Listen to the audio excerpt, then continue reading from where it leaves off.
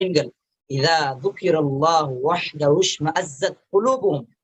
அல்லாஹ்வுடைய பெயர் எடுத்தாலே அவர்களுக்கு ஒரு பயம் வரும். அல்லாஹ்வுடைய வார்த்தை, அந்த சத்தம் கேட்டாலே, அல்லாஹ் என்ற வார்த்தை அவர்களுடைய காதுகளிலே கேட்டவுடன் அவர்களுடைய உள்ளம் நடுநடுங்கும். அந்த மாதிரி இருக்கக்கூடிய மனிதர்கள் தான் உண்மையான முஃமின்கள். உலாஇக ஹுமுல் முஃமினூன ஹக்கா. அவர்கள் தான் உண்மையான முஃமின்கள்.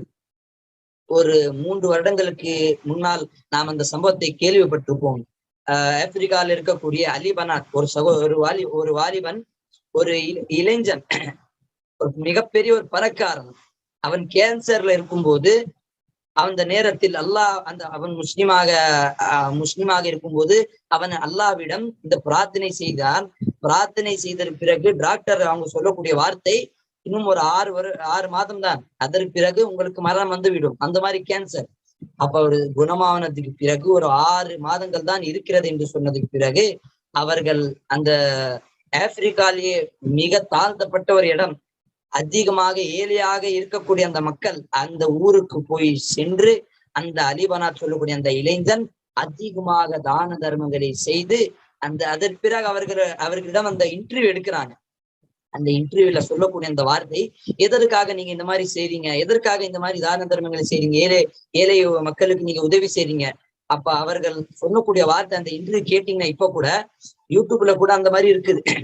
அவர்கள் சொல்லுகிற அந்த அலிபனாத் அந்த இளைஞன், அல்லாஹ் எனக்கு கொடுத்த இந்த ஒரு சிறிது நேரம் தான், ஒரு சிறிய காலம் தான் அப்பா, ஆனால் அந்த 6 மாதங்களுக்கு பிறகு அல்லாஹ் எனக்கு 2 வருடங்கள் அதிகமாக கொடுத்திருக்கிறான்.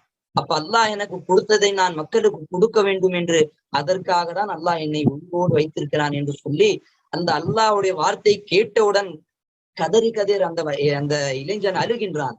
அப்ப இதா துக்கிரல்லாஹ், அல்லாஹ்வுடைய பெயர் எடுத்தாலே அவர்களுடைய உள்ளம் நடுநடுங்கிவிடும். இதுதான் ஒரு முஃமினுடைய அடையாளம்.